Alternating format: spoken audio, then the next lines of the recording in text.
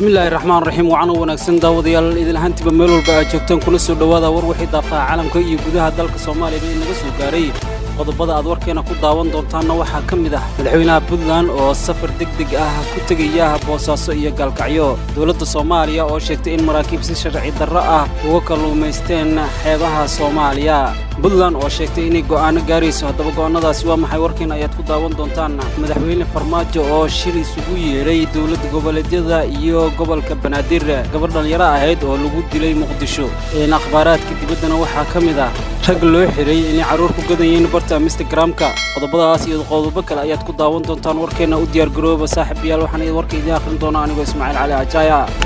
warkii oo dhan ciidamada kumaandoosta Soomaaliya ee danab ayaa saacadihii la soo dhaafay waxa ay howlgal miina baaris ah ka sameeyeen deegaano ka tirsan gobolka Shabeellaha Hoose halkaas oo ay ka dhaceen dhowr jeer qaraxyo miino saraakiisha ciidamada ayaa waxa ay sheegeen in howlgalka ay si gaar ah uga fuliyeen deegaanada number 50 iyo number 60 iyo deegaanka Buufo Bacaad oo ku dhow magaalada Marka isla markaana ay qarxiyeen miinooyin ay wadada ku aaseen al-shabaab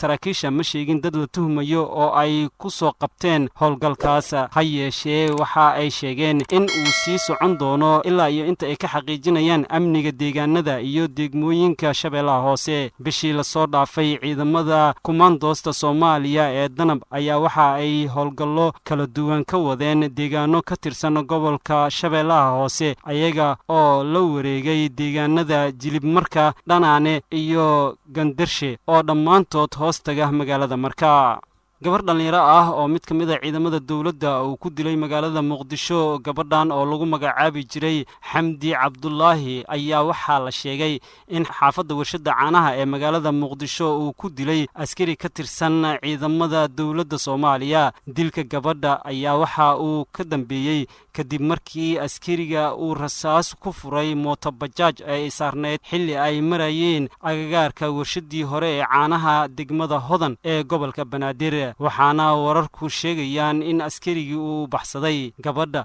ayaa xilliga la dilayay waxa la sheegay inay ka timid goob dumarka lagu qurxiyo oo ay ka shaqeynaysay waxaana wali la ogaan sababta keentay in askariga uu rasaasta ku furo mooto bajaajta oo ay saarneed gabadha bilihii la soo dhaafay waxa kordhay dilalka dadka shacabka ah u geysanayaan askarta ka tirsan ciidamada dawladda waxaana wali jirin askari loo maxkamadeeyay in uu dilay qof shacab ah madaxweynaha jamhuuriyadda federaalka Soomaaliya mudane Maxamed Cabdullaahi Farmaajo ayaa ku casuumay madaxweynayaasha dawlad goboleedyada iyo gudoomiyaha gobolka Banaadir in ay ka soo qayb galaan shir golaha amniga qaranka ee dawladda federaalka Soomaaliya oo ka dhici doona magaalada Muqdisho shirkan oo qabsoomaya inta u dhaxaysa 5 ilaa 8 Luulyo 2020 ayaa ajandihiisu yahay sidii wada tashiyo ballaaran looga yeelan lahaa doorashooyin dalka arrimaha amniga dagaalka ka dhanka ah kooxaha argagixisada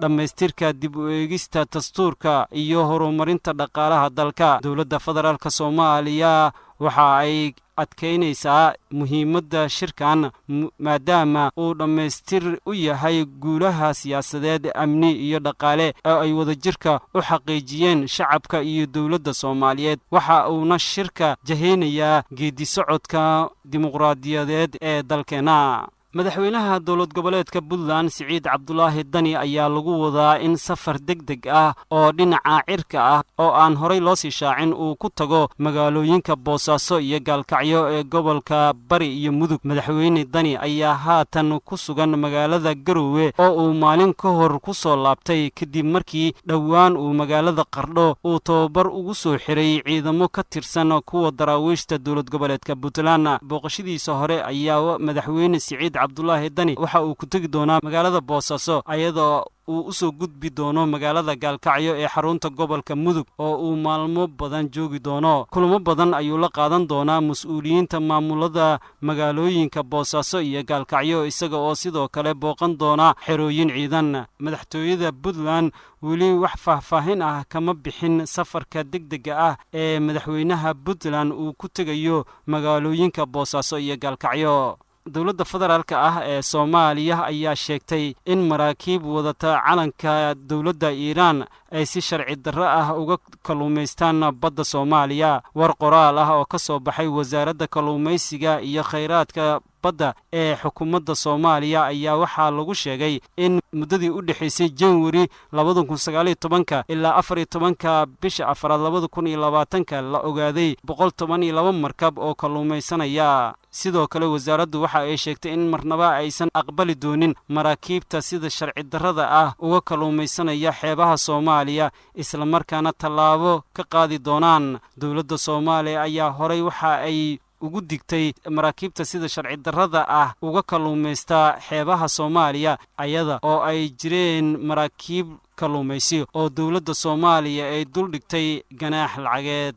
war qoraal ah oo ka soo baxay madaxtooyada dowlad goboleedka Puntland ayaa lagu cadeeyay in aysan Puntland qayb ka noqon doonin qodobada ay meel mariyeen golaha shacabka ee la xiriira xeerka doorashooyinka. Puntland ayaa sheegtay in aan la tixgelin afgaradkii lagu gaaray shirkii wadatashiga ee qabsoomay 12 bishan habka internetka ee aaladda Zoom-ka oo ay yeesheen madaxda dowladda federaalka iyo dowlad goboleedyada. qoraalka Puntland ayaa waxaa lagu sheegay in laga digayo in shuruucda waddanka lagu saleeyo damac gaar ah iyo rabitaan madaxda dalka iyadoo loo marayo habraac waafaqsan dastuurka ku meel gaarka ah laguna dhiiranayo been abuur iyo isdabamarin sida ku cad qoraalkii gudoomiyaha aqalka sare. Puntland ayaa sidoo kale waxa ay sheegtay in ay qaadayso dhaqangelinta go'aamadii shirkii wadatashiga ee bishii Maaj ee sanadkan 2020 oo ogolaanayay u dhaqmidda si dowlad madax bannaan oo kale. afarta xeer ee la horgeeyay xildhibaanada golaha shacabka ayaa laba ka mid ah la ansixiyay